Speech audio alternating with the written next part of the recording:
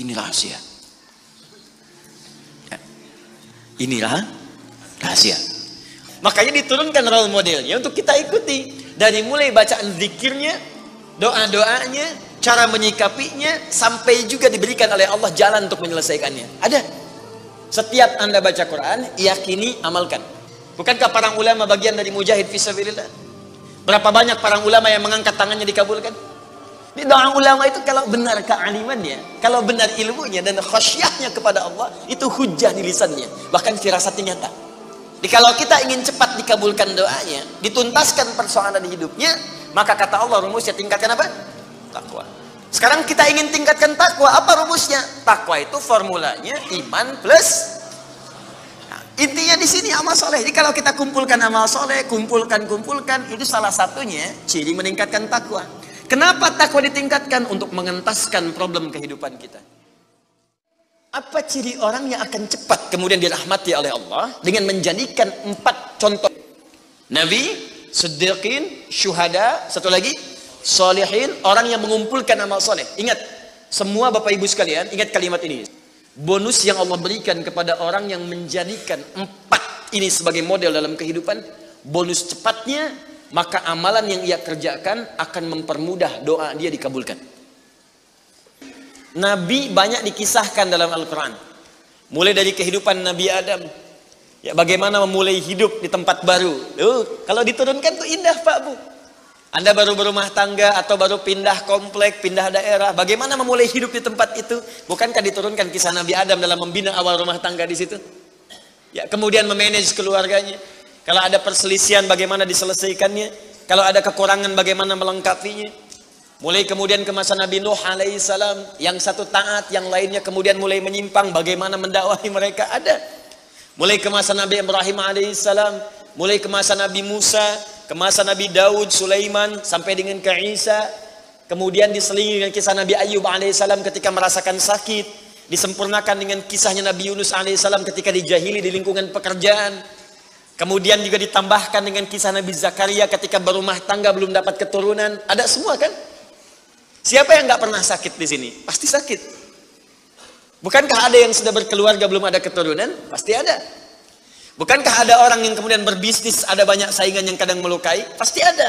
Makanya diturunkan role modelnya untuk kita ikuti. Dari mulai bacaan zikirnya, doa-doanya, cara menyikapinya, sampai juga diberikan oleh Allah jalan untuk menyelesaikannya. Ada. Dan yang paling indah, semua aktivitas nabi-nabi itu semuanya dikumpulkan oleh Allah, kepribadiannya, keteladanannya pada satu orang nabi saja, Nabi Muhammad sallallahu alaihi wasallam. Sedikit itu sederhana. Setiap Anda baca Quran, yakini, amalkan. Sedikit tuh. Misal, saya mau baca dulu nih. Saya pengen jadi orang ikhlas, baca Al-Ikhlas. Misal, Qul huwallahu ahad, Allahus samad, lam yalid walam yakul lahu. Lihat terjemahannya, lihat keterangannya, yakini itu, jangan ragu. Dan praktekkan dalam hidup. Qul huwallahu ahad, katakan hanya Allah yang esa. Sudah, berarti jangan katakan yang lain lagi. Komit dengan tauhid itu. Komit dengan keislaman kita. Jaga betul dengan baik. Allahus samad, Allah tempat bergantung. Serahkan semua urusan kepada Allah. Ada masalah, minta sama Allah, berdoa. Sakit, berdoa sama Allah. Punya persoalan, gantungkan diri kepada Allah. Ikhtiar. Itu ketika kita amalkan seperti itu, baru begitu saja, itu langsung turun sebuah keterangan dari Nabi Sallallahu Alaihi Wasallam. Jika Anda mampu mengamalkan satu surah ini saja, ini rahasia. Ya. Inilah rahasia. Ada seorang sahabat, hadisnya sahih, dikutip kemudian oleh Sayyid Qutb juga dalam kitabnya Al-Aqaid Al-Islamiyah. Syekh Muhammad Nasruddin Al-Albani pun mensahihkan hadis ini. Ketika Nabi selesai kemudian menunaikan salat, terdengar seseorang berdoa. Perhatikan doanya. Doanya menggunakan pembuka surat Al-Ikhlas. Saking yakinnya Siddiq dengan ayat ini, dan dia mengamalkan kandungan isi surahnya, dia membuka doanya dengan surah ini. Saking yakinnya dengan surah ini. Perhatikan kalimatnya. Allahumma ushhidu bi annaka antal ahadus samad alladzi lam yalid wa lam yulad wa lam yakul lahu kufuwan ahad. Allahumma inni as'aluka an taghfira liya. Hadisnya sahih. Kata orang ini, ya Allah, saya menyaksikan, meyakini ya Allah, bahwa hanya Engkau satu-satunya Tuhan yang layak dipertuhankan dan disembah. Aku meyakini bahwa satu-satunya Engkau adalah Tuhan yang menjadi tumpuan dalam setiap permohonan.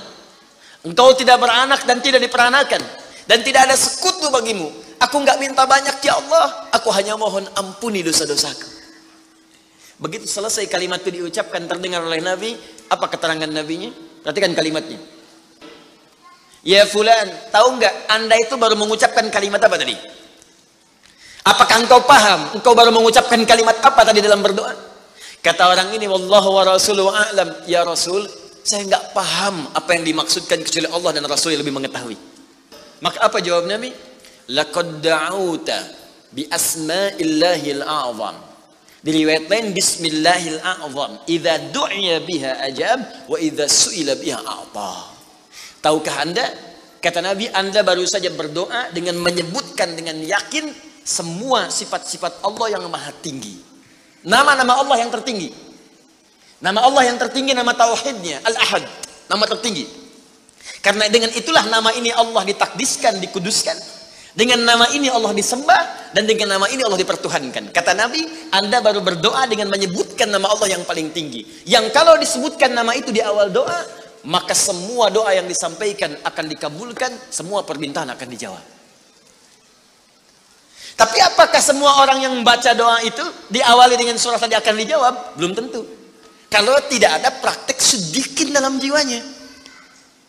Orang dulu minta dijawab, orang sekarang sama kalimatnya. Usyhadu bi annaka antallahul ahad, as-samad, alladzi lam yalid wa lam yulad wa lam yakul lahu kufuwan ahad. Ya Allah, lancarkan rezeki saya. Tetap aja lambat dari atas. Kenapa? Karena inti ayat itu tidak dipraktekkan dulu. Diyakinkan dalam jiwa kita, benarkan ayat itu, amalkan, pakai dalam doa.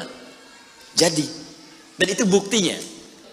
Syuhada nggak usah ditanya, orang-orang para syuhada itu bahkan sebelum wafatnya diberikan jalan-jalan kemudahan oleh Allah. Bahkan sebelum wafat kalau benar syahidnya, itu banyak doanya yang dikabulkan. Bukankah para ulama bagian dari mujahid fisabilillah? Berapa banyak para ulama yang mengangkat tangannya dikabulkan? Imam Ahmad bin Hanbal pernah lewat, kemudian ada seorang mengatakan, Syekh, anak saya sakit, tolong doa kepada Allah. Kata Imam Ahmad, kamu ini doa-doa sendiri katanya. Imam Ahmad ingin mengajarkan, kamu kan masih punya lisan, kamu masih punya kemudian kekuatan, minta dulu sama Allah supaya ada ikhtiar. Orang itu tiba-tiba pulang, ya dengan perasaan dia agak kecewa karena Imam Ahmad tidak mendoakannya. Ternyata ketika dia pulang, Imam Ahmad berdoa kepada Allah. Ya Allah, sembuhkan anak si fulan itu. Pulang, anaknya sembuh.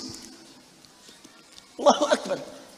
Di doa ulama itu kalau benar kealimannya, kalau benar ilmunya dan khasyahnya kepada Allah, itu hujah di lisannya. Bahkan firasatnya nyata. Kadang dikasih dalam mimpi, kadang kemudian bermohon kepada Allah tanpa diketahui. Ada. Solihin juga demikian. Bahkan turun Quran surah kelima ayat 35. Ya. Paling kanan sebelah bawah, ya ayyuhalladzina amanu taqullaha wabtaghu ilaihil wasilah. Hai orang-orang beriman, tingkatkan terus takwamu kepada Allah dan jadikan takwa itu sebagai wasilah untuk meminta kepada Allah dari apa yang engkau inginkan. Dan kalau Anda cari takwa di Quran, bentuknya amal soleh. Tidak pernah kalimat takwa disebutkan dalam Al-Quran kecuali pada umumnya akan menyebut amal soleh. Contoh, kalimat takwa pertama langsung disebutkan orangnya di Al-Baqarah ayat 2. Dzalikal kitabu la hudal lil. Siapa muttaqin orang takwa di sini? Sebutkan ayat 3 dan 4-nya. Alladzina yu'minuna bil ghaib wa yuqimunas. Al-Baqarah 183. Ya ayyuhalladzina amanu kutiba alaikumus iman. Ya ayyuhalladzina amanu kutiba alaikumus syiyam, puasa. Kama kutiba 'alal ladzina min la'allakum taqwa. Jelas?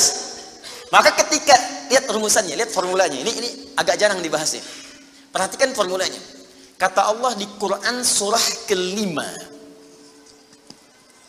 ayat ke-35. Ya ayyuhalladzina amanu. Hai orang-orang yang telah beriman. Alhamdulillah modal ini ada. Masih beriman? Hamzah. Berarti modalnya sudah ada kan? Nih, yang dipanggil ini. Hai orang-orang yang telah beriman. Ittaqullah. Tingkatkan takwamu kepada Allah. Yang diminta ini. Perhatikan rumusnya. Hai orang-orang yang telah beriman. Tingkatkan takwamu kepada Allah. Wabtaghu ilaihil wasilah. Dan carilah dengan peningkatan takwa ini wasilah untuk mengabulkan doa-doa yang kita mohonkan. Jadi kalau kita ingin cepat dikabulkan doanya, dituntaskan persoalan hidupnya, maka kata Allah rumusnya tingkatkan apa? Takwa.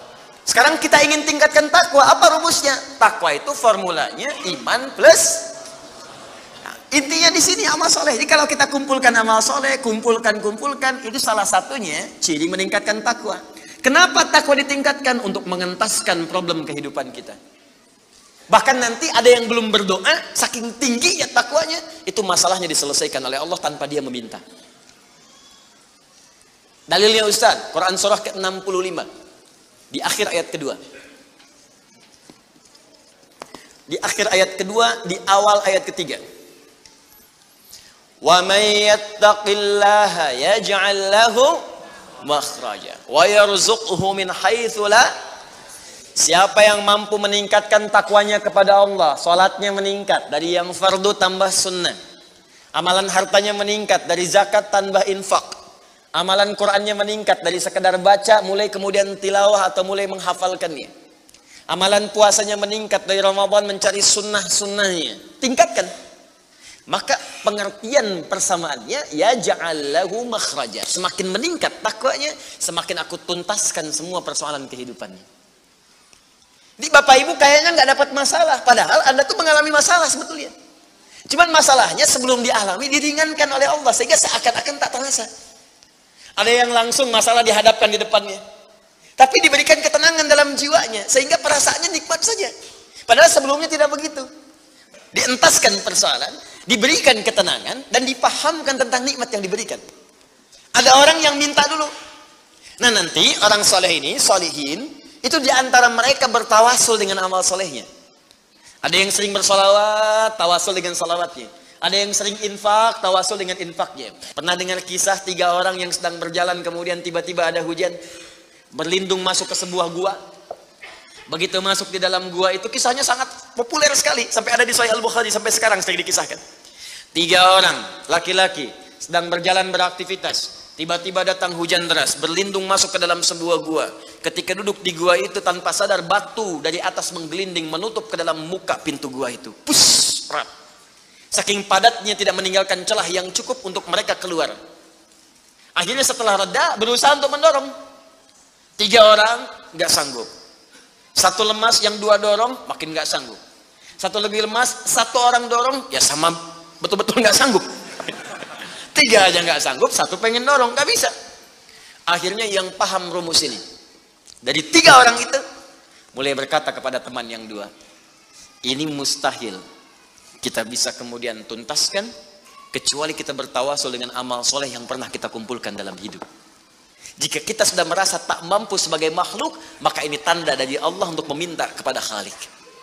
Dan disinilah kita disadarkan oleh Allah pentingnya amal soleh. Maka kalau kita sudah merasa amal soleh kita bermanfaat, bahkan bisa dipakai dalam doa, nanti akan semakin semangat amal solehnya. Itu rumus Pak Bu. Di sekarang banyak orang itu tidak mengerti kenapa mesti beramal soleh. Karena itu ketika diminta beramal, malas. Maka 3 orang itu bermohon dengan amalannya. Yang satu mengatakan, ya Allah, saya punya seorang ibu yang saya baktikan hidup saya untuk melayani beliau. Saya bekerja pulang kemudian tidak pernah saya mengambil sesuatu sebelum ibu saya dulu. Apa yang saya lakukan sebelum tidur, saya kemudian siapkan susu untuknya saat bangun, kemudian saya berikan terlebih dahulu. Saya tidak pernah menyentuh makanan sebelum ibu saya terlebih dahulu menyentuhnya. 1 kali saya datang, ya Allah, mendapati beliau sudah tertidur. Maka saya tidak berani menyentuh kemudian makanan itu. Dan saya punya kebiasaan ketika bangun saya siapkan air susu. Ya, saya bayangkan ibu memberikan ASI kepada saya, maka sekarang saatnya saya memberikan susu kepadanya. Kemudian saya tunggu di sampingnya, saya sampai ibu saya tertidur sampai bangun. Ketika dia bangun, saya tidak pernah terangkan kepadanya bahwa saya memegang nampan itu dari sejak malam sampai dia bangun. Kemudian saya tuangkan, saya minumkan kepada beliau. Setelah beliau menyentuh baru saya makan. Kalau ini menjadi amal soleh yang pernah saya kerjakan ya Allah, dan Engkau ridha dengannya, mohon bebaskan kami dari kungkungan batu ini. Yang tadinya tidak bergerak, begitu didorong bergeser. Mau keluar masih susah. Ya, ini pertanda dari Allah ingin mendengar semua amalan-amalannya supaya adil terdengar keseluruhannya. Kedua, ya Allah, saya pernah mimpin suatu perusahaan. Kalau bahasa kita sekarang, saya pernah punya bisnis ya Allah.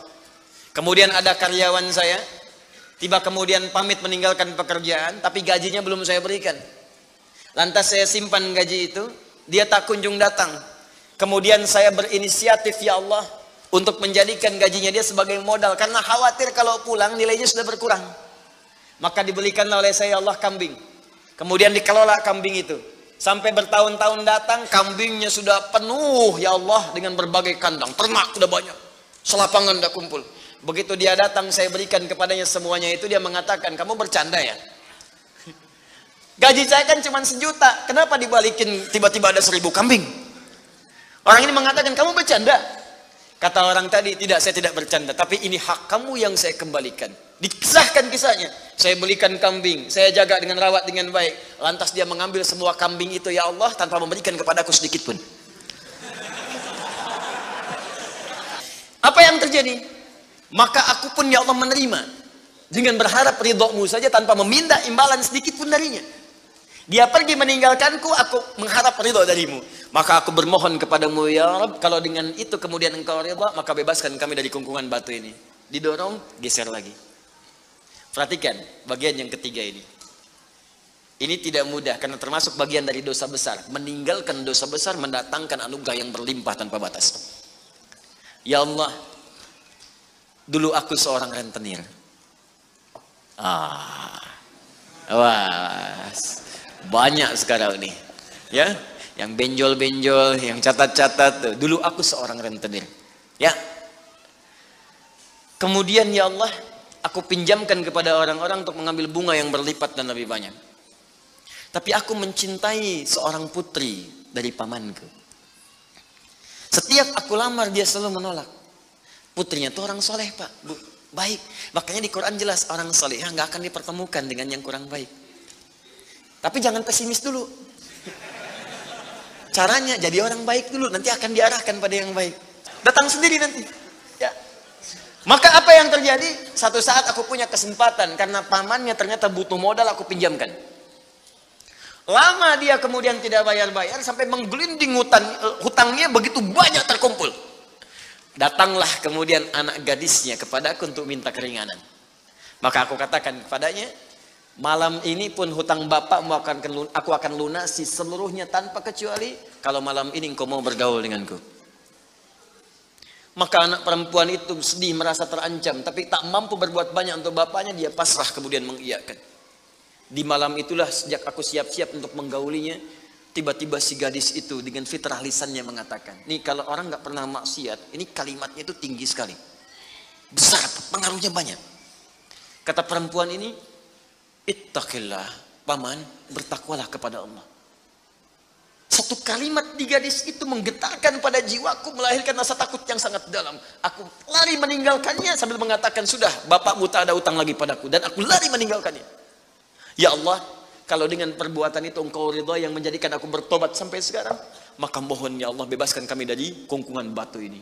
Begitu mau didorong, batunya sudah menggelinding jauh meninggalkan mulut gua itu. Kumpulan amal soleh yang digunakan wasilah untuk berdoa, terkadang akan cepat mampu mengabulkan apa yang kita mohonkan. Apalagi kalau yang dimintakan adalah pengalaman meninggalkan perbuatan maksiat yang besar. Kadang maksiat-maksiat itu jangan diikuti. Jauhi, tinggalkan. Nanti saat butuh, minta dengan amalan itu. Itu boleh, ayatnya ada. Yang nyuruh Allah berarti Allah yang menetapkan jalan. Salah satu formulanya mengerjakan itu supaya semangat beramal soleh. Amal soleh itu kan cuma 2. Kalau enggak if'al, wala taf'al. Do it, live it. Kerjakan, tinggalkan. Kerjakan sholat, jauhi zina. Kerjakan kemudian infak, jauhi bohong. Kerjakan ini, tinggalkan ini. Anda cukup kerjakan, tinggalkan. Dan dengan wasilah itu minta kepada Allah. Jelas di sini? Nah, ini mungkin doa banyak disampaikan tapi jarang terkabulkan karena pengertiannya terbalik. Yang ditinggalkan dikerjakan, yang dikerjakan ditinggalkan. Terus dengan pedenya minta, ya Allah mohon kabulkan. Susah. Kenapa? Naktas sauda. Ketika berbuat maksiat mulai ada penutup, kemudian dicawan hatinya. Mulai yang ringan dulu begini. Sehingga saat cahaya akan masuk tidak tembus. Sedikit-sedikit. Allahu Akbar, Allahu Akbar. Dulu belum dengar adzan sudah ke masjid. Sekarang sudah dengar adzan masih belum semangat tuh ke masjid. Ini ada cawan nih yang ditutup. Makin keras lagi. Dulu masih nunggu qomat ke masjid. Sekarang sudah qomat mau dekat waktu sholat berikutnya nggak ke masjid juga. Begini. Tapi kalau sudah begini, ini yang susah. Bahkan orang sholat pun masih disoal juga. Ngapain sholat? Tidak akan memberikan solusi. Soleh ya, ini udah begini. Sulit. Karena itu ketika memohon kepada Allah, kalau makanannya haram, perangkatnya haram, maaf, minumannya haram, pakaiannya haram, itu anna yustajabu lidzalik, kata Nabi di hadis Muslim. Maka barangkali itu penyebab doa sulit dikabulkan. Bukan Allah nggak ngabulkan, ketika diberikan nggak tembus tuh, nggak masuk. Begini cara berpikirnya.